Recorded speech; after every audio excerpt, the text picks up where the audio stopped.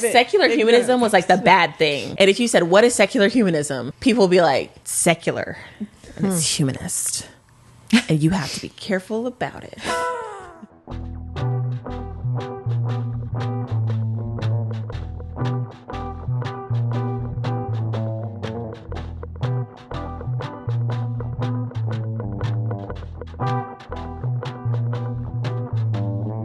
So what is it? If it's not normative in identity. If it's not just words, right? It is a legal practice, right? It's a legal, it started out as critical race studies, and a bunch of lawyers were using it in order to have a framework for the injustice that they were seeing, right?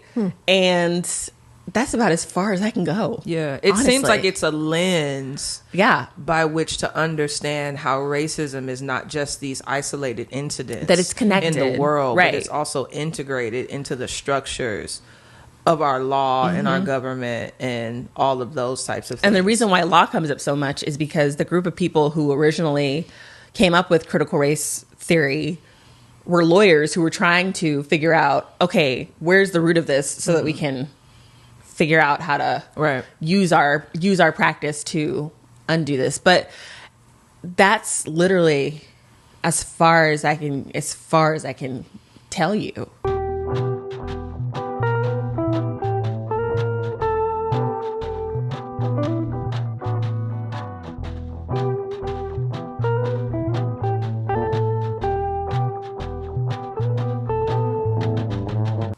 So why has it become such a curse word then? I think it's easy because people don't know what it is. So if you don't fully understand it, it's like, you guys remember when secular humanism was like all the rage? I don't actually, but tell me. Oh my gosh. Do you remember? I remember that word, I'm a child of the 90s. I'm a child of the 90s, and I was like a Christian in the 90s.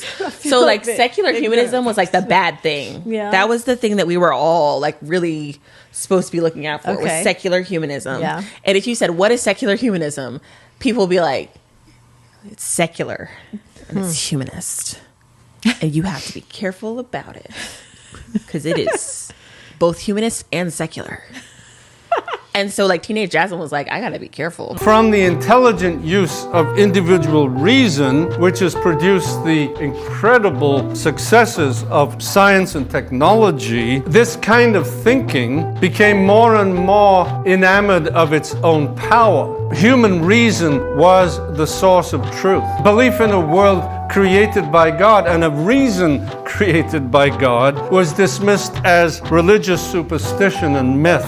And so for modern man, religion had to go, and this is why we have known and recognized that secular humanism is a massive attack on Christianity. While it was so optimistic, secular humanism produced two devastating world wars. In some of its socialistic expressions, it became totalitarian fascism, and some of its great leaders were Stalin, Hitler, and Pol Pot, that produced the murder of countless millions in the name of secular humanism. Because secular humanists are, and then it was like postmodernism. Yeah. And it was like, what's postmodernism? Yeah. Well, it's just not being traditional. It's like non-traditional. Oh, okay. If you embrace postmodernism and attempt to combine it with Christianity, truth claims will simply become linguistic constructs derived from our own presuppositions. They're about imposing our own preferences on religion and on the text. If postmodernism is embraced with any kind of consistency, it will view religious assertions as good only insofar as they help people live in harmony. If you believe a doctrine that privileges one group of people over the other salvifically, or if you believe in a doctrine that calls into question the morality of some group of people, watch out if you're in the presence of postmodernists. And then there was a little season in there where like it was like evolution was going to take down the Christian, like we needed to know how to argue with an evolutionist. It was very important. It was like you 7 days of creation, get into it because they're coming after you. They're coming after you next. An article on the BioLogos website called Substitutionary Atonement and Evolution. The incarnation is not primarily about the cross. God does not send Jesus to die. God does not require Jesus' death in order to forgive humanity's sin. I argue that God did not will the cross. Christ's death was not part of God's divine plan. Most believers that would read that quote, regardless of what your stance on Genesis is, would be horrified. His primary authority is belief in the story of evolution. And from there, he's retrofitting what the meaning of the cross is. They're reshaping the gospel message. I mean, it's completely heretical. This man is a professing Christian, and he's able to say that. So, like, it's always... I just feel like critical race theory is our new villain now, and it's an easy one because it's so hard to understand. And there's so many, like, it's one of those things where you understand some phrases from it, and so then you're like, oh, is that critical race theory? Do you want to be careful, because one of the arguments that people have made is like, well, nobody knows what critical race theory is, so why are we talking about it? That's not true.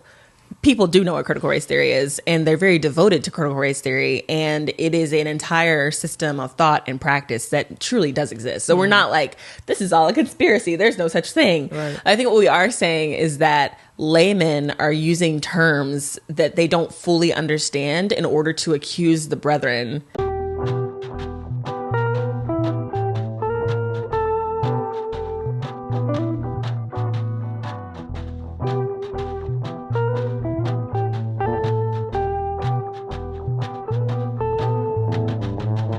Instead of stopping to try to understand what is actually being said and what is actually being communicated. It's making us bad listeners. Right. It's become kind of a dog whistle instead of something that it really does. Like, Marxism is a real thing.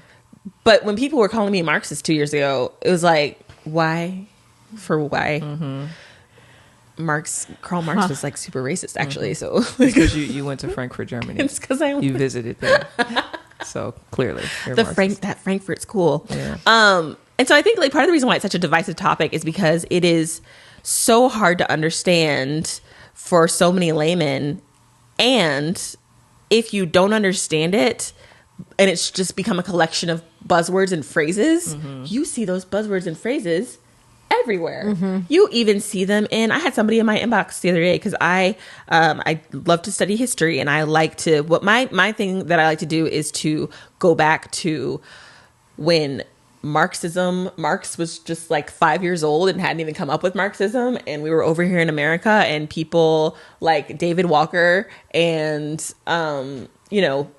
W.E.B. Du Bois later and Mariah Stewart were already talking about race injustice in terminology that people would call critical race theory today, and be like, this completely predates the whole notion of critical race theory. It completely predates Marxism.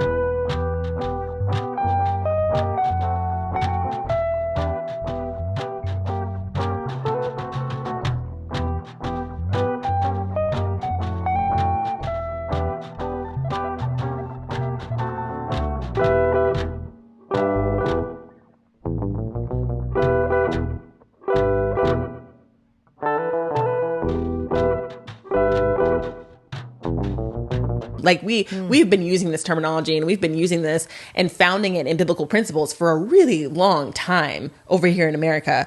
And somebody was like, yeah, but W.E.B. Du Bois was a critical race theorist. And I was like, how? That's anachronistic. That doesn't make any sense. And they were like, well, because he says the same things that critical race theorists say. So I guess I'm a Muslim now because I also believe in one God. You know what I'm saying? Like, it's just like...